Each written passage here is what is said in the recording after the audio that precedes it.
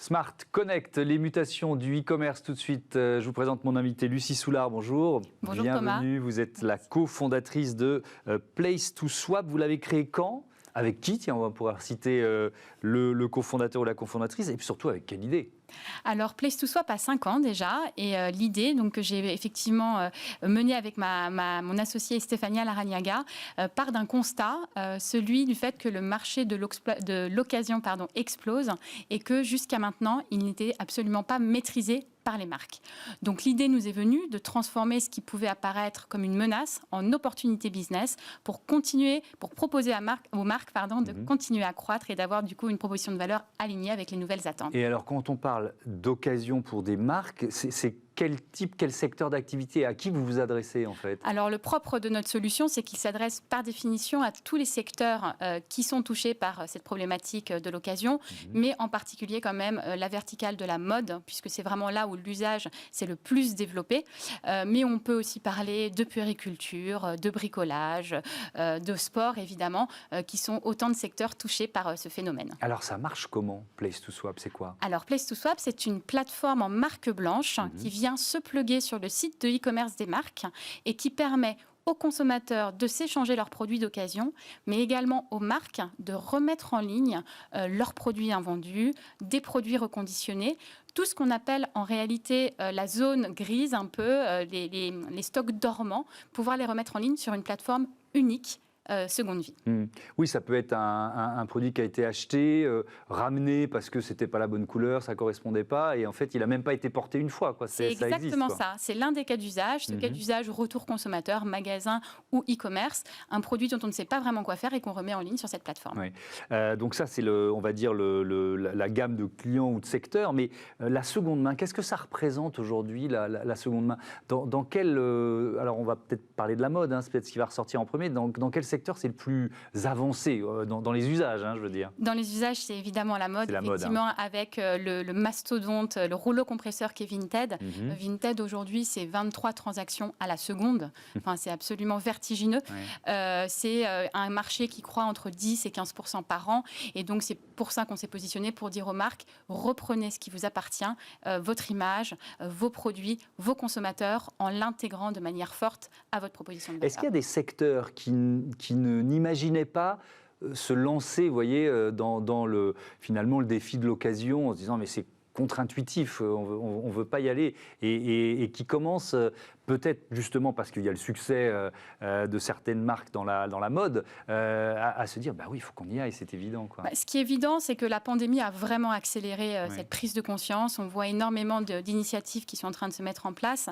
Nous-mêmes, nous avons gagné la semaine dernière un grand prix de l'innovation au Trophée de l'innovation Leclerc, ce qui montre que des énormes acteurs, des mastodontes de l'industrie sont en train de se lancer et se rendre compte qu'elles n'ont d'autre choix en réalité que d'intégrer ça à leur offre. Ça veut dire que même la grande distribution va imaginer des corners, des espaces, ça existe déjà pour certains, qui sont destinés à la seconde main en fait. Alors voilà, comme vous l'avez dit très justement, cela existe déjà, mais nous avec notre solution, on digitalise tout ça, on multiplie également les cas d'usage. Pour nous, la force de la plateforme, c'est vraiment d'intégrer et de faire participer le consommateur dans cette démarche et ne pas être dans une démarche uniquement descendante depuis la marque. Donc c'est vraiment ça qu'on propose, un cas d'usage où le consommateur intervient et un cas d'usage où le distributeur ou la marque peut remettre en ligne ses produits. Et d'ailleurs, c'est quoi la part dans le business ou le plus de business que vous proposez, la marque échange de consommateurs, la part échange de consommateurs et la part retour gérée par la marque elle-même? C'est du 50-50, c'est du 20-60? Alors les pourcentages, justement, c'est des choses qu'on est en train de mesurer. C'est vrai que l'usage Vinted a fait rentrer les marques par le C2C en premier. Nous, on continue à croire énormément au C2C, encore une fois, mais en ajoutant des touches très importantes qui sont la maîtrise de l'image pour éviter l'effet un peu fourre-tout qu'on peut avoir chez un Boncoin ou même sur un Vinted. Donc, on dit aux marques, reprenez ce marché du C2C et réintégrez également votre valeur ajoutée. Et votre valeur ajoutée, c'est la possibilité de reconditionner, de remettre en état. Et notre pari, c'est que justement, à terme, on sera sur un 50-50 entre les deux marchés. Vous êtes labellisé Bicorp. Qu'est-ce que ça représente? Pourquoi c'est important pour vous? Alors pour nous, c'est extrêmement important parce que c'est vraiment la traduction de notre mission, celle qu'on s'assigne depuis le premier jour, c'est-à-dire accompagner les marques dans leur transformation vers un modèle circulaire. Donc c'est un label qui récompense des entreprises à mission qui ont vraiment cette mission d'accompagner la transformation.